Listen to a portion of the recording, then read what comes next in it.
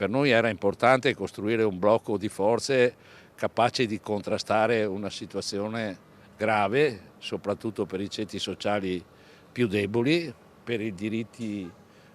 anche più semplici come quello di vivere un ambiente sano, di avere accessi alla sanità che siano garantiti, che si abbattano le liste di attesa, che